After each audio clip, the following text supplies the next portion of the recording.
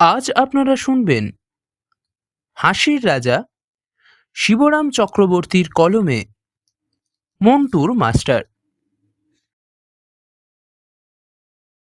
BA পাশ করে বসে আছে মিহির। কি করবে কিছুই স্থির নেই। এমন সময় দৈনিক আনন্দবাজারে একটা বিজ্ঞাপন দেখলো কর্মখালির।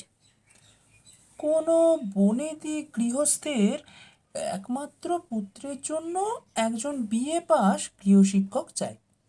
আহার বাসস্থান দেওয়া হইবে, তাছাড়া বেতন মাসিক 30 টাকা।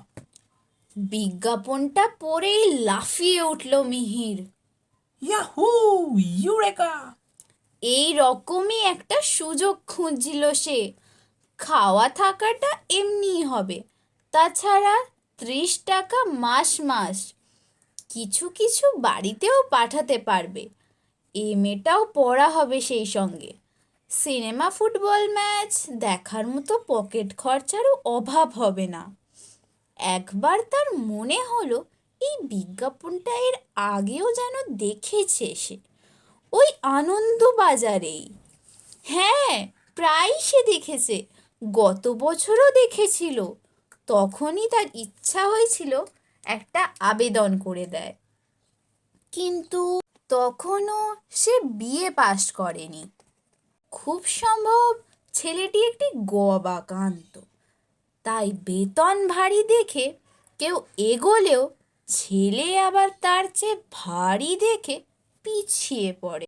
সে কিন্তু পেছোবে না, প্রাণপণে পড়াবে ছেলেটাকে। পড়তে গিয়ে যদি পাগলও হয়ে যেতে হয় তবুও। 30 টাকা কম টাকা নাকি? তার জন্য গাধা পিটিয়ে মানুষ করা, আর বেশি কথা কি মানুষ পিটিয়ে গাধা বানানো যায়? ভদ্রলোক অতগুলো টাকা কি মাগনা দিচ্ছেন নাকি? ওচুন, আকাশ থেকে পড়ে মিহির। অবশেষে কিনা এই প্রশ্ন, তা প্রায় 2 মনের কাছাকাছি। তা বেশ বেশ, কিছুদিন টিকতে পারবে তুমি, আশা হয়। কি বলিস মন্টু? তোর এ মাস্টারমশাই কিছুদিন টিকে যাবে, কি মনে হয় তোর? মিহিরের ছাত্র কাছেই দাঁড়িয়েছিল, সে সায় দিল। হ্যাঁ বাবা, মশার গায়ে অনেক রক্ত আছে। ভদ্রলোক অবশেষে তার রায় প্রকাশ করলেন। কিছুদিন টেকা আসার কথা, বেশ কিছুদিন টেকাটাই হলো আশঙ্কার।